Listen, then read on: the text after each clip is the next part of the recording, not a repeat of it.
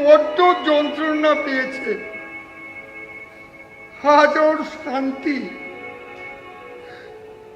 পৃথিবীর কোনো ডাক্তারই নেই যে ওকে এত শান্ত করতে পারত। শেষ সময় অনেকে কুইনাইন দিতে সাজেস্ট করেছিল। মহেন্দ্র, আর যদি তোমাদের কুইনাইনকে আমি প্রশ্রয় দিতাম, তাহলে আমার সারা জীবনের সঞ্চিত জ্ঞানের করতাম অবমাননা। হোমিওপ্যাথিকে মসিলিপ্ত করে আমি দিতাম তার সমাধি, আর তোমরা সেটাকে করে নিতে তোমাদের শানিত অস্ত্র। ফলাও লেকচার দিয়ে বেড়াতে কোয়াক রাজেন্দ্র তো কুইনাইন দিয়ে তার ছেলের চিকিৎসা করেছে।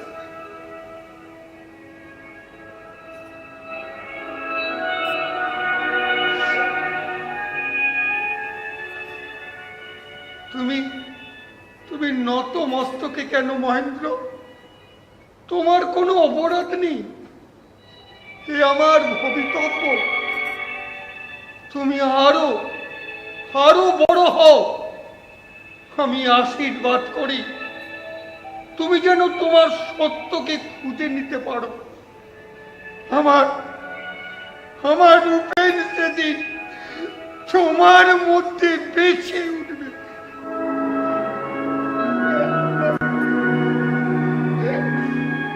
Respected gentlemen, my colleagues and friends, হাজিকার সভায় আমাকে চেয়ারম্যান করা হইয়াছে বলিয়া আমি আপনাদের অভিনন্দন জানাইতেছি।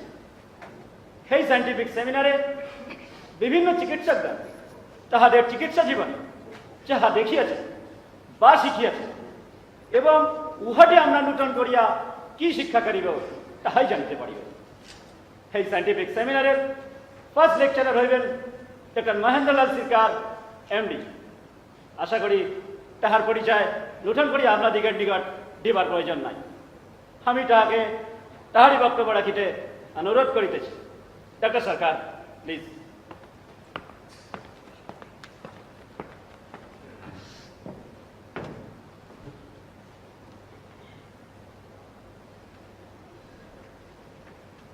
My respected professor, the chairman of today's meeting, my colleagues and respected gentlemen, আজকের এই বিজ্ঞান সভায় আমাকে প্রবন্ধ পাঠের সুযোগ করে দেওয়ার জন্য আমি আপনাদের সবাইকে আন্তরিক ধন্যবাদ জানাচ্ছি।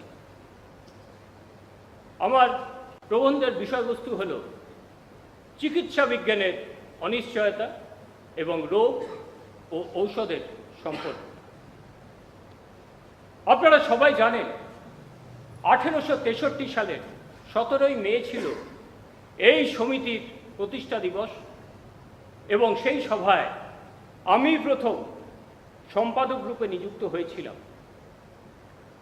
সেই সময় আমি একটি বিজ্ঞান বিষয়ক প্রবন্ধ পাঠ করেছিলাম যার শিরোনাম ছিল অ্যালোপ্যাথি প্রথার অসামান্য সাফল্য এবং অন্যান্য প্রথার অসারত্ব। প্রথমেই স্বীকার করে নিই, আমি তখন ছিলাম নিতান্তই একজন নবীন চিকিৎসক। অভিজ্ঞতার ছাপ তখন প্রায় পড়েনি বললেই চলে আমার জীবন। সেদিনের অনভিজ্ঞতার মৃদু রূপটা ধীরে ধীরে দৃঢ় ছাপে পরিণত হয়েছে। তখন আপনারা আমায় দেখেছেন একজন গোড়া অ্যালোপ্যাথ। হোমিওপ্যাথি ছিল আমার প্রধান শত্রু। ভাষার ক্ষুরোধার ব্যঙ্গের খোঁচায় আমি হোমিওপ্যাথিকে ছিন্ন ভিন্ন করে ছেড়েছি। সেই আমারই ওপর দায়িত্ব দিলেন আমারই এক রিপোর্টার বন্ধু। এই মর্গানস হোমিওপ্যাথি পুস্তকটি দিয়ে হোমিওপ্যাথিকে আরো কড়া সমালোচনা করবার জন্য। এই পুস্তকের চাই বিরূপ সমালোচনা, যার প্রতিক্রিয়ায় ওদের নীতি স্তব্ধ হয়ে যাবে, ওরা চুপসে নিষ্ক্রিয় হয়ে পড়বে। সমালোচনার চোখ নিয়ে পুস্তকটি পড়ে নিলাম একবার, কিন্তু একবার পড়ে বিরূপ সমালোচনার দুর্বল স্থান খুঁজে না পেয়ে বেশ কয়েকবার পড়ে সমালোচনার বদলে লিপ্ত হলাম আত্মসমালোচনা। দেখলাম বহু রোগী আমরা সারাতে পারি না, আর সারাতে পারি না বলেই সেইগুলো সব অসাধ্য রোগ নয়। বহু রোগীকে আমরা আমাদের ওই কড়া ভেষজ রাজ প্রয়োগ করে তাদের আরো রোগগ্রস্ত করে দুর্বল করে তুলি। আবার কখনো কখনো যে মিক্সচার দিয়ে আমরা রোগীকে সারাই, সেই মিক্সচারের সমগুণ সম্পন্ন ওষুধটাই রোগীকে সারাচ্ছে।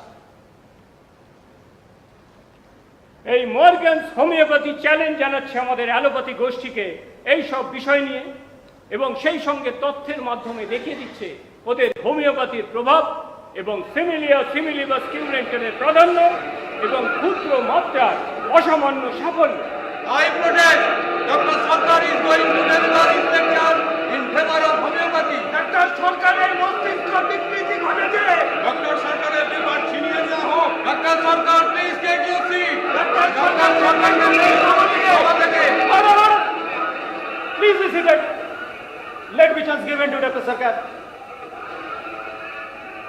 বন্ধুগণ, আপনারা চিকিৎসক, সর্বাপেক্ষা ধৈর্যশীল মানব। আমার বক্তব্যের পর আমার যুক্তিকে আগে খণ্ডন করুন, তারপর আমার প্রতি মন্তব্য বা কটাক্ষপাত করবেন। ওসব হোমিওপ্যাথিক প্রবন্ধ পড়া চলবে না। এটা অ্যালোপ্যাথিক ডক্টরদের সভা, তার নিন্দে আমরা কখনো সহ্য করব না। Absolutely correct. Please turn him out from the meeting. ওর কাগজপত্র ছিনিয়ে নাও। Dear members, you're all qualified gentlemen. It is a meeting of wise men of India. You must show manner and discipline. You must also show. থাকবে না। খবরদার, কোন রকম allopathy ওষুধ আমার উপরে অ্যাপ্লাই করবে না। Mind that.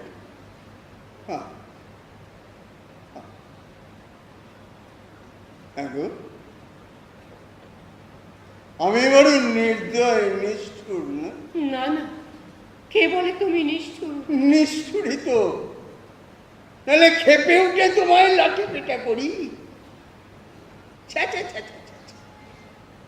কি লজ্জার কথা! এমডি ডাক্তার মহেন্দ্রলাল তার বউকে পিটিয়েছে। নিন্দুকের গালি ঠিক কতটা পৌঁছে গেছে। এসব তুমি কি শুরু করলে বলো তো?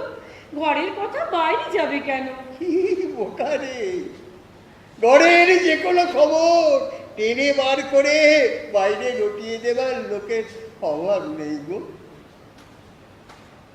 তবে তোমায় ভালোবাসি বইকি, অনেক অনেক ভালোবাসি।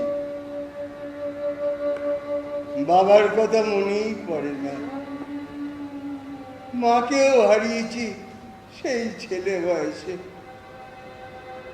তুমি আর মায়ের ভালোবাসা দিয়েছ, দেখো তো কেমন মায়ের মতো হাত বুলিয়ে দিয়েছ।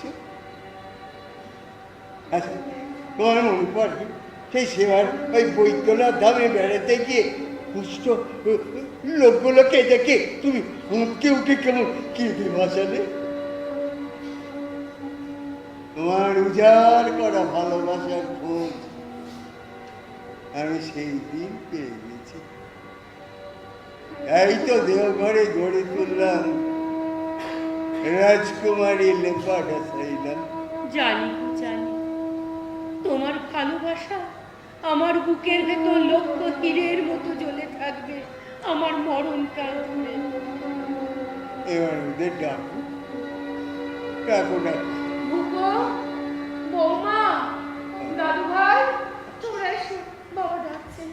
বলো বাবা, আমার আর কি বলতে চাও বলো।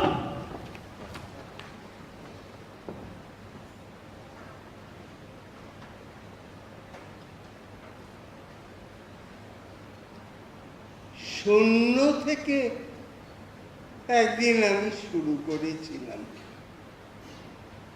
তিল তিল করে গড়ে তোলা আমার এই সাম্রাজ্যের দায়ভার তোমায় দিয়ে গেলাম বাবা। কখনো এর অমর্যাদা করো না। তোমার উত্তরপুরুষেরও সেই শিক্ষা দিয়ে যাবে। কেমন?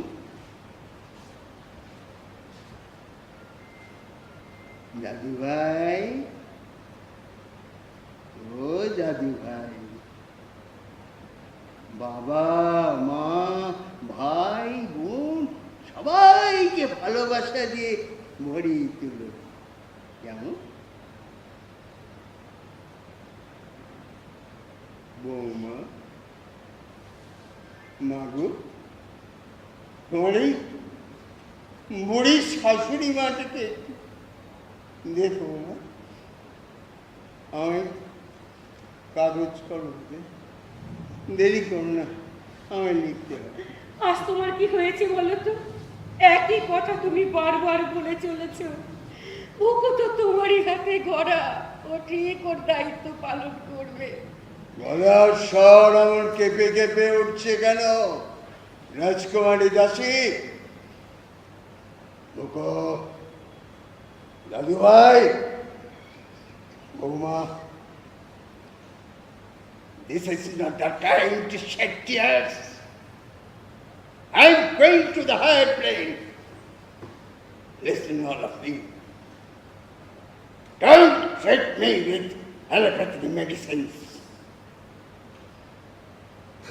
So when I lost consciousness, see that this instruction is followed. Quick, college.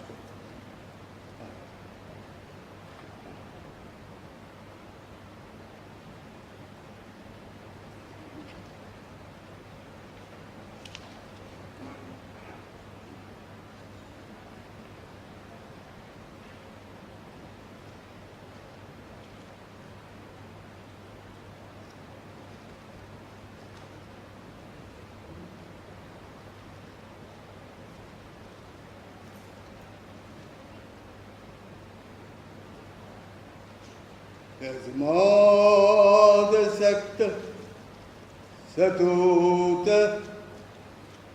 अर्जं कर्म समाचर असक्तो झचरं कर्म कर्माभिन। বড্ড যন্ত্রণা পেয়েছে, আজ ওর শান্তি।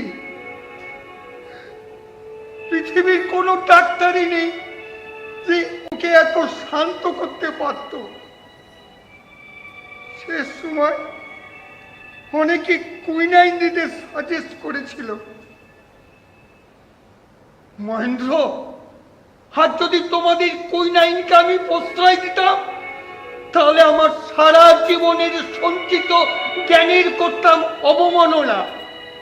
হোমিওপ্যাথিকে মসিলিপ্ত করে আমি দিতাম তার সমাধি, আর তোমরা সেটাকে করে নিতে তোমাদের শানিত অস্ত্র।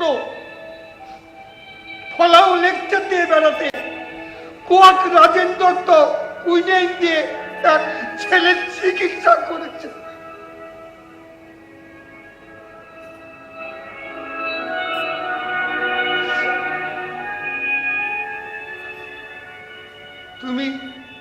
তুমি নত মস্তকে কেন মহেন্দ্র? তোমার কোনো অপরাধ নেই, এ আমার ভবিতব্য। তুমি আরো আরো বড় হও, আমি আশীর্বাদ করি। তুমি যেন তোমার সত্যকে খুঁজে নিতে পারো। আমার রূপের সেদিন তোমার মধ্যে বেঁচে উঠবে।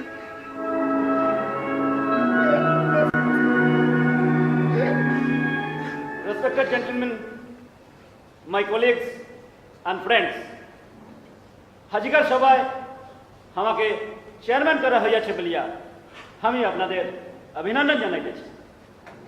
এই সায়েন্টিফিক সেমিনারে বিভিন্ন চিকিৎসকগণ তাহাদের চিকিৎসা জীবন যাহা দেখিয়াছে বা শিখিয়াছে এবং উহাটে আমরা নূতন করিয়া কি শিক্ষা করিব তাহাই জানিতে পারিব। এই সায়েন্টিফিক সেমিনারের ফার্স্ট লেকচারার হইবেন ডক্টর মহেন্দ্রলাল সিরকার এমডি। আশা করি তাহার পরিচয় নূতন করিয়া আপনাদিগের নিকট দিবার প্রয়োজন নাই। আমি তাহাকে তাহারি বক্তব্য রাখিতে অনুরোধ করিতেছি। Doctor Sarkar, please.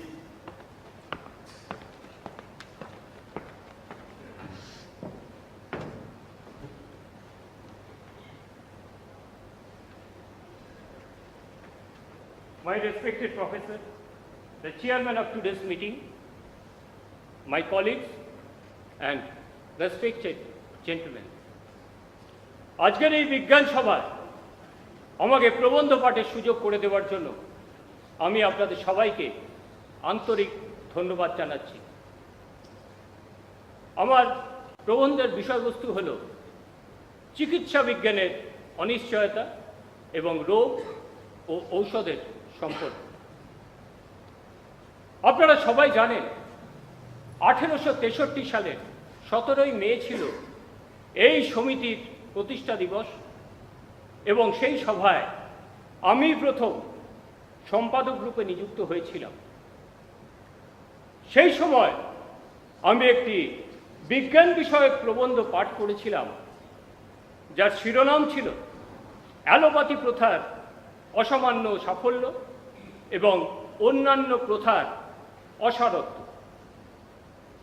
প্রথমেই স্বীকার করে নিই, আমি তখন ছিলাম নিতান্তই একজন নবীন চিকিৎসক। অভিজ্ঞতার ছাপ তখন প্রায় পড়েনি বললেই চলে আমার জীবন। সেদিনের অনভিজ্ঞতার মৃদু রূপটা ধীরে ধীরে দৃঢ় ছাপে পরিণত হয়েছে। তখন আপনারা আমায় দেখেছেন একজন গোড়া অ্যালোপ্যাথ।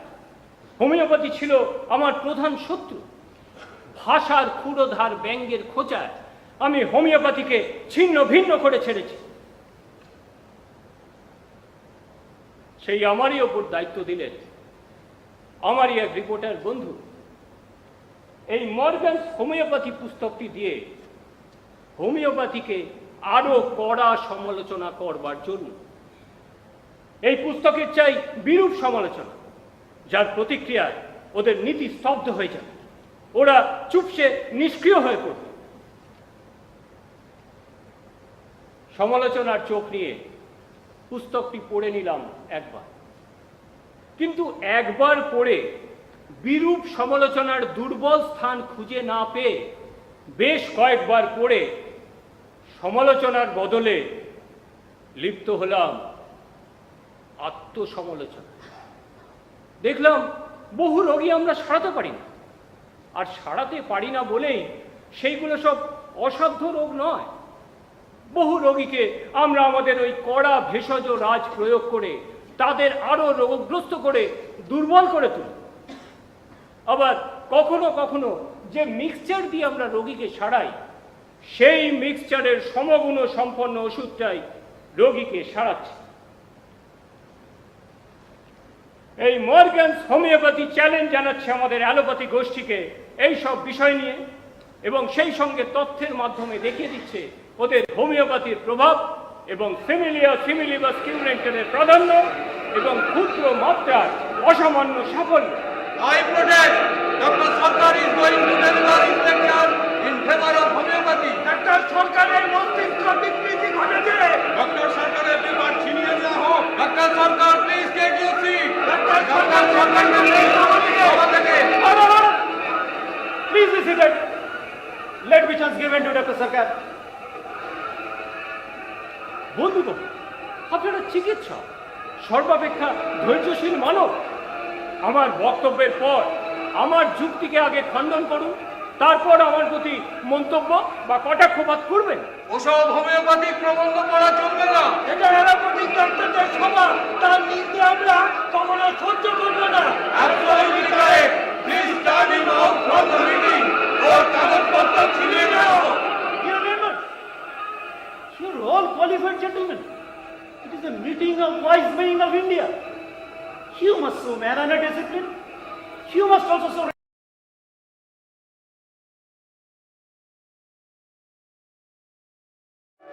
থানা তারখার পাণ্ডুরাং। আমার বাবা ডক্টর আত্মারাম পাণ্ডুরাংয়ের সঙ্গে আমি আর দিদি কলকাতায় আসি 1879 সালের 6 মার্চের আগে। 16 নভেম্বর পর্যন্ত আসা যাওয়া করেছি, কখনো থেকেও গেছি, আবার চিঠিপত্র লেখালেখি করেছি। কলকাতা দ্রষ্টব্য বেশ কিছু স্থানে বাবার সঙ্গে দুবনে বেড়াতেও গেছি। সায়েন্স অ্যাসোসিয়েশনে তো বেশ কয়েকবার। আসলে বাবা কলকাতার জোড়াসাঁকো ঠাকুর পরিবারের ফ্যামিলি ফ্রেন্ড ছিলেন। আমার ওপর দায়িত্ব পড়েছিল রবিকে ইংলিশ শেখানোর। সেই ফাঁকে আমিও রবির কাছ থেকে বাংলা শিখে নিতাম। উপরি পাওনাও ছিল রবির গান আর কবিতা। শাঁখারীটোলা আর জোড়াসাঁকো, বম্বে আমার মাতৃভূমি। সেখানে আমি শুধু একজন মেয়ে, একজন ইয়াং ডক্টরের মেয়ে বলেই আমার পরিচয়। কিন্তু শাঁখারীটোলার ডাক্তার বাবার ডায়েরির পাতায় জোড়াসাঁকোর এক অবাক করা ইয়াং কবির কবিতা গানে খোদাই হয়ে রইলাম কলকাতার মানুষের মনের অন্দরমহলে। আমিও দুই প্রাতঃস্মরণীয়কে বাঁধিয়ে রাখলাম আমার হৃদয়ে চিরস্মরণীয় করে। আজ আর জোড়াসাঁকোর কবির কথা নয়, আজ শাঁখারীটোলার বুড়ো বাবাটিকে বড় মনে পড়ে যাচ্ছে। নাম ডক্টর মহেন্দ্রলাল সরকার। নামটা যেমন খটখটে, মানুষটা তেমন খটমটে। রবি কবির কবিতা বলায় আহা, যেন মধু ঝরে। আর এ বুড়োর, সরি বাবা, অ্যাসোসিয়েশনে তোমার লেকচার যেন বোমা ফাটে। তবে ফিরে ফিরে আসিস কেন রে প্রগল্ভা ছড়ি এই কাঠখোট্টা বুড়োর কাছে? তোমায় যে বাবা বলেছি, ভালোবেসে ফেলেছি। কেন কেন এই নিরস তরুবর্তীকে তোমার কেন ভালো লাগলো সেটাই তোমার প্রশ্ন। কেন ভালো লাগে তা যেমন আমার জানা নেই, এই যে তোমায় বাবা বলি। কেন বলি, কেন ভালো লাগে, কেন ভালোবাসি তাও যে আমার জানা নেই। জানার চেষ্টা করো বাছা, আর জানা হয়ে গেলে এই মানুষটার ধারে কাছে তুমি ঘেঁষবে না, এ আমি হলফ করে বলতে পারি। তাহলে তুমি আমার এই বাবাটিকে কাঁচকলা চেনো। তোমার কপালে অশেষ দুর্গতি আছে। প্রথম যেদিন কর্তার লাইব্রেরি দেখতে এসে ওই ডাক্তারখানায় রাখা কঙ্কালটা দেখে ভয়ে এক লাফে সিঁড়ির ওপর উঠে পড়েছিলে, এর আসল চেহারাটা যেদিন চোখে পড়বে না, ওই এক লাফে তোমাকে কলকাতা শহর ছাড়তে হবে। হ্যাঁ, তুমি তো দেখছি হাঁড়িতে রাখা চন্দ্রবোড়া সাপের থেকে পয়জনাস। এক লুতি মেয়েকে আমার বিরুদ্ধে হুল ফোটাচ্ছ। তুমি জানো আমার শান্তি, আমার বিশ্রাম। ওহো, তোমরা দুজনেই আছো, ভালোই হলো। আচ্ছা বাবা, আমার সেই ছোট্ট আবদার সম্বন্ধে কি স্থির করলে? তোমার আবদার? তুমি কি গো বাবা, অ্যাসোসিয়েশনে তোমার লেকচার শুনে আই বিকাম স্টান যে সায়েন্সের ওই শক্ত শক্ত টার্মস গুলো কি করে তোমার ওই বুড়ো ব্রেন থেকে বেরোয়। মেট্রিয়ামেটোলজি, একজন পেশেন্টের ডায়াগনোসিস প্রগনোসিস বেমালুম বলে দিতে পারো, যা আমার নিজের বাবা তার ডাবল বয়সে বলতে পারবে কিনা সন্দেহ আছে। সেই তুমি, দ্য গ্রেট ডক্টর মহেন্দ্রলাল সরকার, একটা ছোট্ট আবদার মনে রাখতে পারলে না? কি গো মা, তোমার ব্রেন কি বলে? বাবা আজ বিকেল 5টায়। ওকে রে, ওকে দেখে লজ্জা পাবার কি আছে, ও তো আনা। না মানে বাবাকে একটা জরুরি বিষয় বলতে। লজ্জা পাচ্ছ? ভুলে গেছো না পরে বলবে? না পরে কেন, আজই অ্যাপয়েন্টমেন্টের সঙ্গে। তুই ওরম করছিস কেন? তোর শরীরটা ঠিক আছে তো? না শরীর কেন, শরীর ঠিকই আছে। আজ বিকেল 5টা বিদ্যাসাগর মহাশয়ের সঙ্গে অ্যাপয়েন্টমেন্টের ব্যাপার। সচেতন করাতে এসেছিলে, তা ওটা তো আমার ডায়েরিতেই নোট করা আছে। তুমি বরং স্মরণে রেখে দাও, ওই সময় আমার সঙ্গে যেতে তুমি কোনো মতেই ভুলছো না। আমি যাই। What makes you laugh, Manarani? তোমার ছেলের রকম দেখে এই সময় রবি যদি এখানে প্রেজেন্ট থাকতো ঠিক এই লজ্জার ওপর একটা কবিতা লিখে ফেলতো। সত্যি বাবা, তোমাদের সন্তানের শিখি ভাগো লজ্জা, যদি তুমি পেতে গো। তার আগে যেন মহেন্দ্র সরকারের মৃত্যু হয়। ছি, ছি, ছি, ছি, তুমি কি গো, মুখে কি কিছু আটকায় না এই পর সন্ধ্যেবেলা? শোনো আনারানি, তোমার আবদারের মর্মার্থ বোধহয় এবার উপলব্ধি করতে পেরেছি। পেরেছো? কি ভালো, কি ভালো। তাহলে এবার বলো তো বাবা, কবে তুমি তোমার ওই ছেলের বউ করে ঘরে তুলছো? ওরে আবার দুষ্টু মেয়ে, তোকে বউ করে পেলে আমি যে তোরে যাই। Shut up! রসিকা, আদিক্ষা, এই আনা পানগুড়া, তোমার ওই পাতানো মাথা ঠাকুরানি তোমার আবদারে কত কত হলেও আমি নই, আমি নই। I'm a hard nut to crack. কেন গো বাবা, আমায় মেয়ে করতে রাজি কিনা জানা গেল না, এখন ছেলের বউ করতেও তোমার গোমরা মুখ। শোনো, আমার ওই গুণধর ধরনপ্রাণ ছেলেটি এবার মেডিকেলে ফেল মেরেছে। তুমি এসে ওর হাত ধরলে আবার ফেল মারবে, মেরেই যাবে। মেডিকেলের তোরচাও চিরকালের মতো বন্ধ হয়ে যায়। তুমি কেমন বাবা গো, বাবা হয়ে ছেলের অমঙ্গল কামনা করো একটা বাইরে মেয়ের সামনে। তুমি কি টাইপের রসকসীন বাবা গো। দেখো গিয়ে রবির বাবাকে, বাপ হতো বৈসা, আর রবিও বাবা বলতে একেবারে অজ্ঞান। বাবা ডাকেও যেন কবিতার ছন্দ। ওরে চেংড়ি এই যা তো, যেখানে তোর ছন্দের গন্ধ আছে সেখানে যা। দেখেছো মা, তোমার বুড়ো বর আমায় কেমন তাড়িয়ে দিচ্ছে। চোখ ভরে দেখো বাবা, আমি কেমন মায়ের কোল পেয়েছি। তোর নিজের বাবার কর্তাকে লেখা চিঠিখানার কথা মনে পড়ে গেল। তুই তোর বাবা মা রক্তের করে আমাদেরই যেন দত্তক নেয়া মেয়েদের। আনারানি কাছে এসো।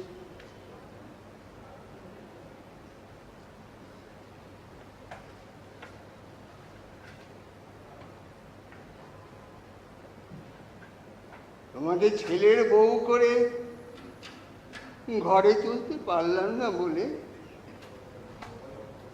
এই বুকটাই জমে থাকা যন্ত্রণার সঙ্গে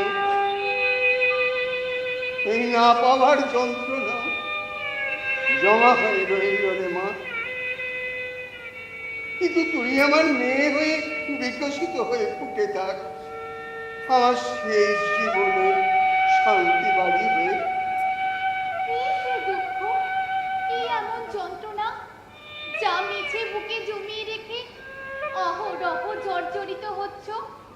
যদি মেয়ের অধিকারী দিলে তবে তবে সেই যন্ত্রণার মূল খোঁজটুকু আমায় পেতে দাও। পশ্চিম থেকে